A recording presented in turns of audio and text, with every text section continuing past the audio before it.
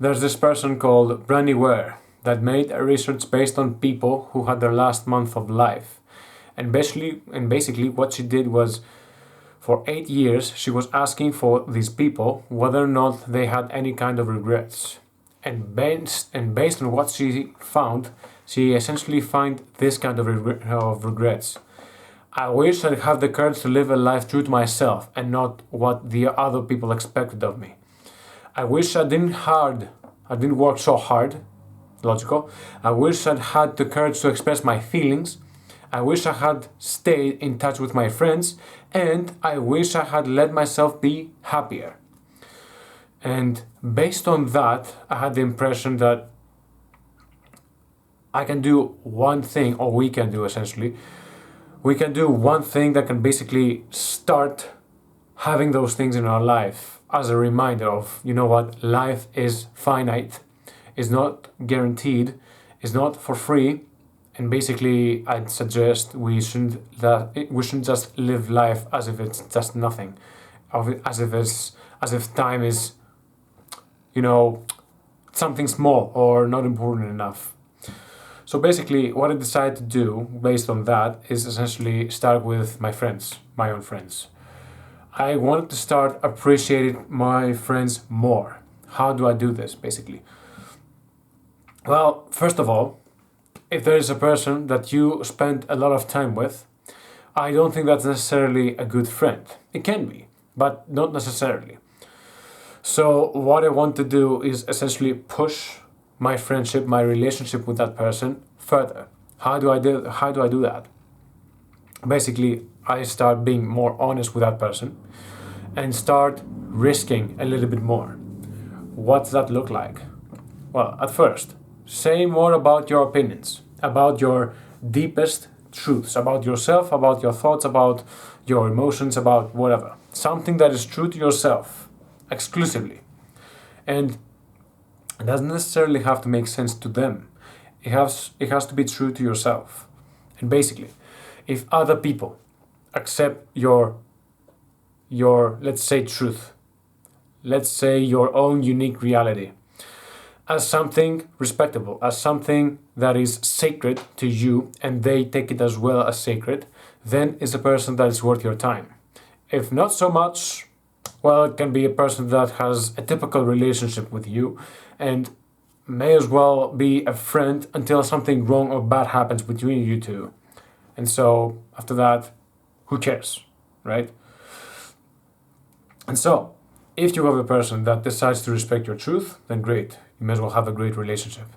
The other thing is that you can be honest not only about yourself, but you can also be about the person, your friend, that he or she does things that you do not really appreciate or you don't really approve. You can point out to them behaviors or patterns that he or she does that you don't really approve in a way that annoys you, and at first let them know it. Let them be aware of what that behavior looked like, right? And why do I say this? Is because if that makes your relationship, essentially that's going to mean that it means something. The relationship deepens. And based on that, well, you can have great time with that person. But also a great trait of having a strong relationship is by making hard situations look easy or tolerable. And so honesty is one, and the other is honesty about yourself and honesty about the other person, about the things that you do not like in particular, right? And so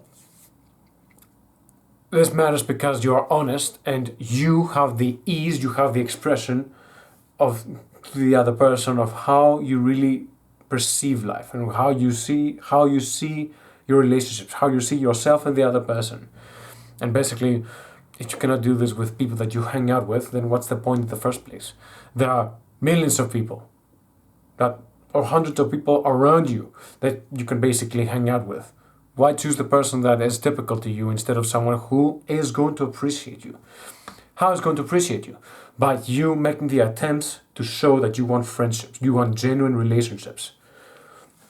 For example, I had this entire video idea for a very personal friend of mine that basically I want him to be more honest. I want to be more open-minded, more stable, and not being afraid of feeling his feelings, not having regrets, not being guilty for being human and dare to have his own flaws and his own opinions and his own feelings in general. And so, what I thought was a good idea is for me to listen to what he had to say and basically accept it for what it is first. Allow him, in my case, allow him to express everything, to vomit in a way, everything that he wanted to say and never did, because there's guilt into thinking some things, and if those things were ever said out loud, there were probably going to exist consequences for him. And so, remove consequences for him. Remove consequences if it means him being honest and being free and feeling comfortable as a friend. Remove his consequences. There are no consequences. Be honest. Allow him to be honest. And you can act as a person who was there by his side and never had anyone else like you. Because you dared. Because you had the courage and allowed the other person to express himself in a way that necessarily does not harm you. But that may as well come with the growth of the relationship. First, you had to let the other person express himself, and then the other person who's going to express himself is going to make it easier and easier and easier to express himself without being insulting in a way. Does that make sense? I'm trying to make it look like it has sense. And so, I'm saying this because I believe true friendships, true friends, are going out of their way to essentially fill their gaps as people and promote them a lifestyle that they suggest, that they want more, and make it a wish to them. Be an utter compliment and extension of what he wants to become. And so I'm saying this because you don't have to be crazy focused on him or her, on your relationship. You just have to not ignore the important moments of him being honest and vulnerable. That's a very important thing. That's a very personal thing when the other person decides to say the truth. It's not only truth for himself only. It may as well seem to mean that this is a form of vulnerability. And I'm saying this because this is how people have regrets about not talking about their feelings. Because people want to talk about their feelings and they never did. Because the opinions of the others were more important. The other people's opinions were so important, they never spoke about their truth, about their inner ambitions. Because they could seem weird or illogical or stupid or anything of that sort. And so, I suggest, learn how to listen to the other person and accept what they're saying without necessarily judging it. Accept it as a piece of gold and accept it, accept it as a piece of gold, like it is that valuable, like a piece of gold, and treat it at the same time as something so fragile with the slightest uncomfortable movement on that may as well break it. And so honor the other person. Honor the person that tries to be your friend with that kind of treatment. Because vulnerability is no joke, in my eyes at least. And so, if you try some basics, and basically, try to Be serious when the other person is talking to you with something that is valuable and vulnerable for him or her, right? Being able to support that person at his absolutely hardest situations. Make fun or light in hard situations to lift him up. And basically stay by his or her side regardless. Is what can make a relationship formidable trait. Formidable relationship for someone's life, especially if they want to do something with their lives. Because I still believe that we have forgotten how to make relationships today, how to be great friends with each other, how to treat each other like respect by default instead of someone has to earn that. Well, it makes sense for some people to earn it if they're total strangers with each other, but some respect, everybody should get some respect by default. Unless the person has wronged you in any way. If that's the case, then cut the relationship. Don't spend time with him, ignore him or her. And so the idea would be that life is small and too valuable to have stupid regrets, such as not being able to express yourself, or such as working too hard on what? For people who probably don't care about you. If you have families to maintain, then go ahead. But I suggest that making relationships is absolutely the first step if you want to have a genuine good relationship with your current relationships now, or your potential future relationships that is made up from your partner and your children then. And so allow the other person to be happier, I suggest. Allow the other person to be his true self or her true self. Because basically it's so easy to make relationships. It's so easy to beat people and make a great impression to the others. Most people have the impression that do not really try for the other person. They hang out together because it is convenient, and when something wrong happens, they cut off entirely. And there's just one moment of discomfort or disagreement that can break that relationship entirely. And so those things are not really called relationships.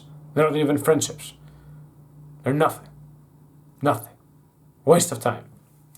And personally, I just refuse to have such relationships. They're not worth it. They're not worth any damn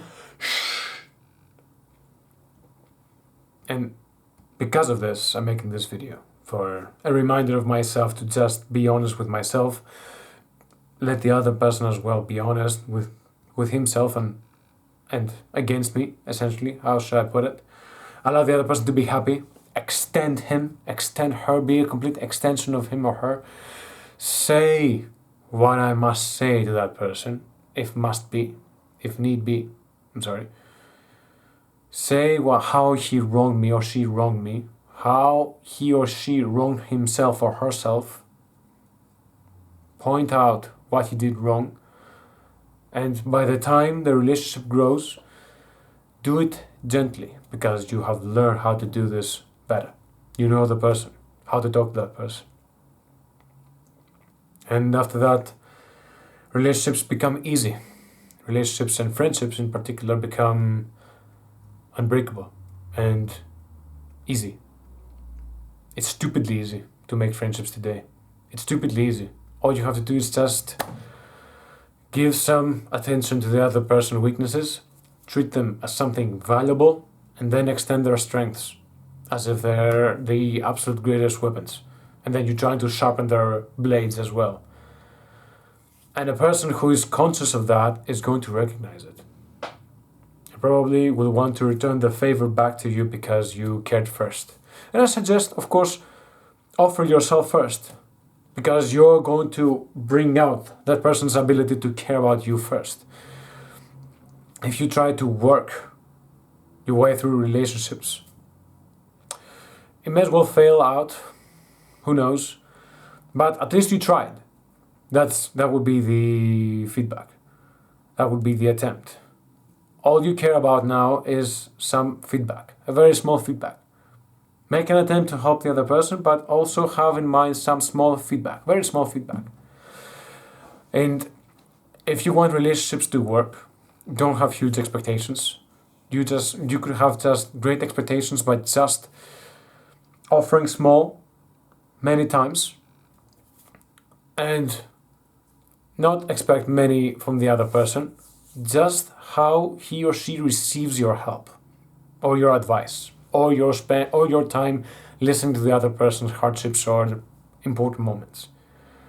And I think that can be more than enough for someone who doesn't know you to want to know you more and essentially never break any relationship. Let your friends be honest. Let your friends speak their minds and basically do that as your default programming for your relationship.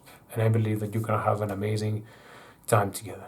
And that was my video for today. I hope you enjoyed it, and I'll see you another time.